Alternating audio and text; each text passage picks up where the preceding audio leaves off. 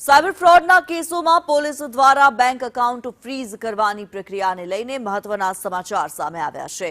અગાઉ ઓનલાઈન ઠગાઈની ફરિયાદો બાદ શંકાના આધારે નિર્દોષ નાગરિકો અને વેપારીઓના ખાતા પણ બ્લોક થઈ જતા હતા, જેને ડિફ્રીઝ કરવા માટે પોલીસ સ્ટેશનોના ધક્કા ખાવા પડતા હતા। વચેટિયાઓ દ્વારા લાંચ કે તોડબાજી થતી હોવાની ગંભીર ફરિયાદો ઉઠતી હતી। આ મહત્વની સત્તા હવે તમામ જિલ્લા પોલીસ વડા તથા પોલીસ કમિશનરને સોંપવામાં આવી છે। નિયમ મુજબ ડીવાયએસપી સ્તરના નોડલ અધિકારીની નિમણૂક થશે। આ સાથે સંપૂર્ણ તપાસ બાદ વરિષ્ઠ અધિકારીઓના લેખિત આદેશથી જ ખાતા ડિફ્રીઝ થશે। ડીજીપીના આ સર્જિકલ સ્ટ્રાઇક સમાન નિર્ણયથી ભ્રષ્ટાચારને નાથવામાં આવશે અને નિર્દોષ લોકોને મોટી રાહત મળશે।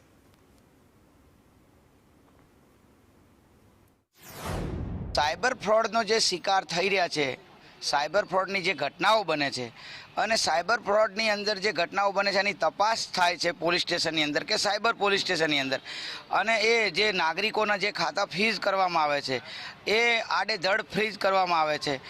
સામાન્ય રીતે મારા ખાતામાં કોઈ પૈસા જમા થયા હોય તો પણ મારો કોઈ રોલ ના હોવા છતાં પણ મારું ખાતું ફ્રીઝ કરી દેવામાં આવે। કોણે પૈસા નાખ્યા, કેવી રીતે નાખ્યા, એ રીતે અજાણ્યા પૈસા આવી ગયા હોય તો પણ નાગરિકો હેરાન થાય છે। અને આ ખાતું જ્યારે ફ્રીઝ થઈ ગયેલું ખાતું જ્યારે ખોલાવવા માટે નાગરિકોને સામાન્ય રીતે પોલીસ સ્ટેશન ધક્કા ખાવા પડે છે, પોતાનો સમય બગડે છે, પોતાના ધંધાના એકાઉન્ટ હોય છે, સેવિંગ એકાઉન્ટ હોય છે, આ એકાઉન્ટો ખોલવા માટે એમને સાયબર પોલીસ સ્ટેશન જવું પડે છે, સ્થાનિક પોલીસ સ્ટેશન જવું પડે છે, અને એમાં એમનો પૂરતો સમય પણ બગડી રહ્યો છે, પૈસા પણ વેડફાઈ રહ્યા છે। એ પદ્ધતિથી આ સત્તા આપી દીધું લોકલ પોલીસ સ્ટેશનમાં। એક તો આ ડિફ્રીઝિંગના સત્તા આપી દીધું લોકલ પોલીસ સ્ટેશનમાં અને મની રજિસ્ટ્રેશન માટે સત્તા આપી દીધું એસપી કક્ષામાં। તો એનાથી પબ્લિક માટે પણ કામ ત્વરિત રીતે ડિસ્ટ્રિક્ટ લેવલમાં પતી જશે। ઉપરી લેવલ તક જવાની જરૂર ના પડે અને ડિસેન્ટ્રલાઇઝ આખું પ્રોસેસ થવાથી પબ્લિક માટે ઇઝી બની ગયા। અમદાવાદમાં મહિલાઓની સલામતી માટે શરૂ થયેલ મિશન સાયબર રક્ષિકા અને સાયબર સેફ પ્રોજેક્ટ હેઠળ વિશેષ કાર્યવાહી હાથ ધરવામાં આવી છે।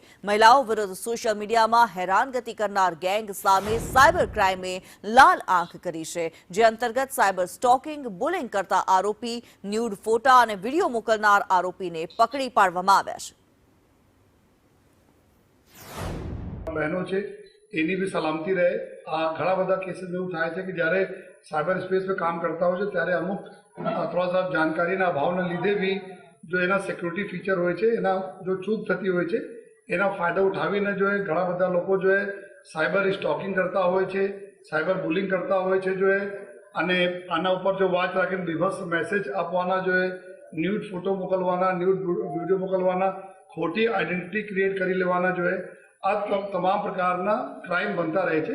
જેથી લોકો તો અપીલ કરવામાં આવી હતી જો કોઈ એવા હોય તો તાત્કાલિક જો અમદાવાદ શહેર જો સાયબર ક્રાઇમ યુનિટમાં જો આવીને કમ્પ્લેન કરે। તો કુલ 11 જેટલા આપણને કમ્પ્લેન મળી હતી અને 11 આ બધા લગભગ જુલાઈના મહિનાના કમ્પ્લેનો છે। એના તાત્કાલિક જો પોલીસના અલગ ટીમ બનાવીને અમુક આરોપીઓ અન્ય રાજ્ય, કુછ રાજસ્થાનના આરોપી છે, કુછ ગુજરાતના અલગ અલગ જિલ્લાઓના આરોપી છે, અને આજે 8 આરોપીઓને ધરપકડ કરવામાં આવી। આમાં એક મહિલા છે અને 7 બીજા